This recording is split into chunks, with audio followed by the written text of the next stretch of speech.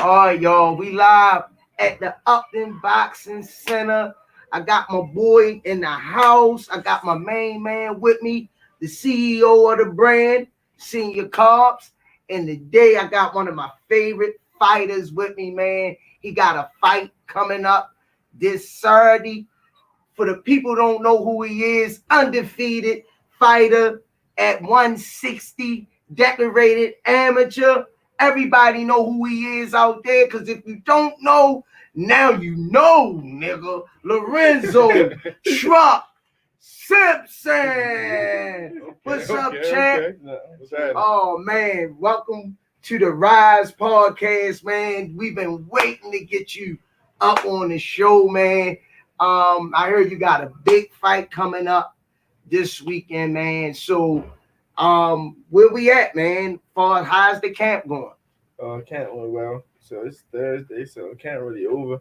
They're just sweating out the last little bit of pounds. Okay. So just waiting for fight now. Okay. So did you study your opponent? You know anything about your opponent, or you just go in there and you feel the guy out first or second round and do what we gotta do, like you always do? Coach Calvin really study him, and then he get back to me with what I need to do, and then I just put that trust in him, and then I adjusted any changes during the fight. So what we gonna be campaigning at? Are we campaigning at the 154 and the 160, or we gonna be campaigning at the 160? Because there's some big fights out there for you at both weight classes. Yeah, both really, because I fluctuate, and I just turned 21, so I'm still growing, so I don't know where I'm going to sit, where I'm going to just automatically sit, but it's just both, really. I got a question. Now, I said it on a podcast a couple times. Yeah. I like you versus Chael. Yeah. And I was looking on the internet a couple times, and I see it's a little buzz going on. How you feel about that? I think Chael is decorated for me. Like, Styles make fights. I feel like his style is just perfect for my style. Like, I think I would look like amazing versus his style. I just think his style fits for me. I think they get you frustrated. Like I watch both of the Charlo, bro. I think they get you frustrated. And then I feel like they don't fight people that have enough power that they respect. And I feel like I got the power that he can respect it. Anybody seen your last fight, we know you got power. Yeah. Slim came out trying to pull his damn joint up here. You know what I mean? Them body shots was hurt. Then you sent his ass clean through the ring. You know what I mean? How you feel about that last fight, your performance that last fight? I hold myself on a high pedestal, so I feel like that's what I'm supposed to do. Okay. So if you was grading yourself, would you grade yourself that last fight? If you was grading yourself, A, B, probably like a C plus. I could have sat down more. And I knew he was going. I told Coach Calvin around he was going to go because he was tough. He was willing to stand there and take shots. Yeah. But I just feel like I probably could have sat down some more, throw a couple more body shots, just experience. Yeah, but back to the Charlo conversation. That's all I've been waiting at. Well, styles make fights. I mean, I like the Charlo brothers and everything, but I don't think they on your level, man. Because your IQ, your boxing IQ, you got power, you got skill, you're not one-dimensional. The Charlo brothers, they north and south fighters, man. Yeah, I think you know what I mean? They north and south fighters. They straight up and down, and they just come forward. And I just don't think they never fought nobody to shit that they really respect. Mm-hmm. Gonna put that skill level on. Yeah. Anything else you got for him, Senior? I got him knocking out the Charlo brothers. Yeah. I think I knock him out. Okay. 9-10. Okay. 9-10 rounds. Yeah. I've been watching their fights. I think you can get them a little early. So definitely. One of them better than the other one. Which one? Sure. The oldest one or the youngest?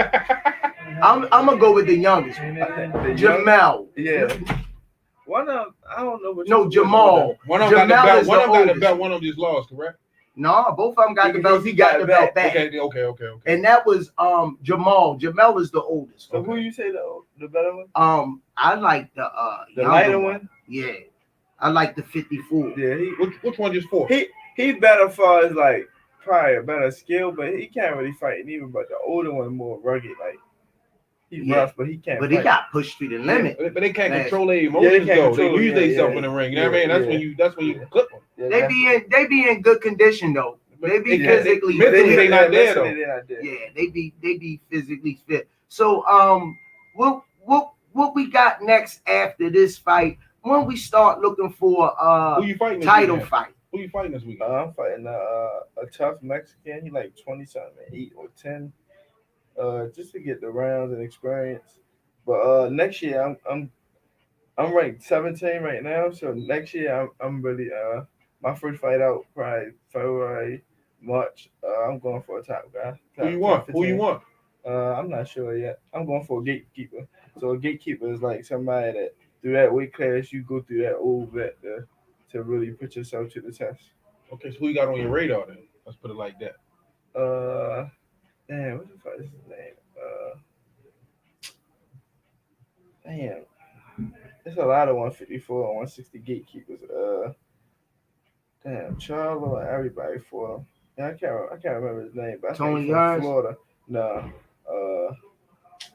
damn, what's his Black name? ball head guy, No, right? he got the braids. He like I know you Jamaican. talking about. I Like know who you talking about. I can't put his name up right now. Well, I'll put you on another fight too. I think Love. That's his name. The boy from Philly. Ain't he from Philly? Oh, he too small. who? Montez Love. Yeah, he too I thought they were small. the same. No, Montana Montez Love. Love. Montana Yeah. He ain't Love. from Philly. He from No. Ohio, but he Yeah. little. He tank He size. too I small. thought, no, Yeah. that must not be the right one. I can't think of his Yeah, that name. nigga got had some marbles in his motherfucking pocket. You talking about getting in there with truck? Yeah, definitely. So I get the right so name. what we expecting Saturday night? Like, fireworks or what, man? Is this a statement fight for you? Definitely. Every fight after 10 and on was a statement. Like I said, 10, all the fights up to 10 was experience, getting to know the ring. But now 10 and on is all statement fights, all action packed fights, all knockouts. Got you. So I want to ask you this. I never got a chance to ask you, but what's the difference between amateur and the pros far as coming to competition? Can you tell the difference when you in the pros pertaining to the amateurs? Do they hit harder? What transition that you gotta make to go from amateurs to pros? I mean, amateurs really experience. The fights are probably harder in the amateurs than pros. Oh, Honestly, because you don't know who you be fighting. Like got you. you don't. There's no time to get ready for them. Really, like, you find out At the when fight. you get there, and it's the next day you find out that person next day. So you really get like probably not even 24 hours to know who you fighting. Oh, okay. So and then the pros, I mean the amateurs just experience really. Like you just getting experience, different type of styles. You fighting anybody any day. So it's like it's really an experience thing. I don't like when people like go too much deep into the amateurs because it's just like a fighter you could have been losing the whole amateurs when you get in the pros. You can start winning. That's when it clicks for you. So me, I just happen to always have a winning way. So I mean, it was cool, but you gotta adjust to the gloves, headgear off. Everybody hit hard, so I mean everything hit really, but different people got different power. But for the most part, if somebody hit you with them little gloves, you gonna feel it regardless.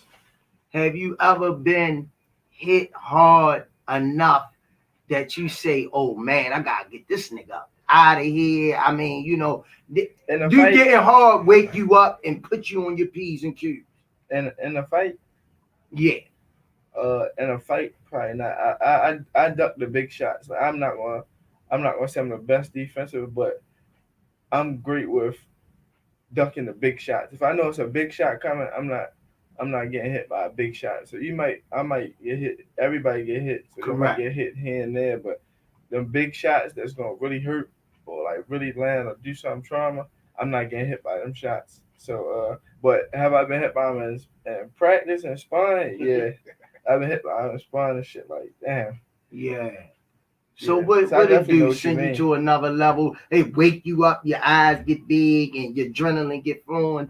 I mean, I've been in the game for a long time, so there been times where I've seen stars, there been times where you just black out sometimes, there been times, but it really wake you up, or you just, or sometimes you get just like if something happened to you outside on this block, you ain't going back to that block, so I'm not going back to that side, or I'm not getting hit by that shot again. So it's really just learning. Anything All right, else so you before got we for close the out chat? this interview, we asked a question yesterday. How you feel about Coach Calvin, Coach of the Year? For Coach of the Year from who? But In general. in general. Period. Body of work. Could he be considered Coach of the Year from his body of work up to date? Yeah, I mean, yeah, he could be in a race, but do I think he would win? No, because Coach of the Year, he could easily win it for the amateurs, but for the pros, it's more about more fighters and more fighters and more work. So up to date, he got what me 10-0, couple Malik probably like 13 or something and one, and then a couple other undefeated fighters, and then Tank the world champion. You gotta compete with Garcia. Garcia, Robert Garcia. Emmanuel Store nephew, Sugar. Oh yeah, shit. you got, Canelo trainer. I can't think of You his talking about the meat man? Eddie, You talking about the meat Yeah, man? yeah, You yeah. gonna put the meat man But in you there? gotta compete. Listen, you gotta go off the judges. The meat man? You gotta go off of Come, who's you judging. can't put the meat man in You there. gotta go off of who's judging. What about Earl Spence, coach? Even him, Derek he got two undisputed fighters. So I mean, do I think he can be down the line? I think he will have a way better chance because then he's gonna have me and a couple other people. It ain't gonna just be him falling back on Tank. Gotcha. Because the other coaches they got stables. Gotcha. So man, we appreciate you giving us the time, man. Grace in the Rise podcast, and if you can, shout out the podcast to your fans out there. Gotcha. You know what I mean? So Lorenzo Truck Simpson, future world champion at 154. He gonna unify at 160 and 154. Don't sleep on him, because I'm gonna tell you right now, he will wake your ass up. Okay. So you know what I mean? That's what we do. I watched this kid when he came in, when he was a little Benny body, and he didn't blossom into a flower. You know what I mean? And he's still growing. Yeah. But skill level, man, in his weight class, I don't think nothing out there for him, man. Any closing arguments, senior, before we let the champ get back to his trainer? Good luck Saturday. I'm looking for a knockout. Thanks. Sure. Well, I ain't gonna say good luck. I'm gonna say good luck to the other motherfucker. You know what I mean? That God shine upon him. You know what I mean? So, all right, y'all, that's a wrap. That's the Rise podcast. We got undefeated fighter 10-0 Lorenzo Truck Simpson in the house. Up in Boxing Center Live. Peace.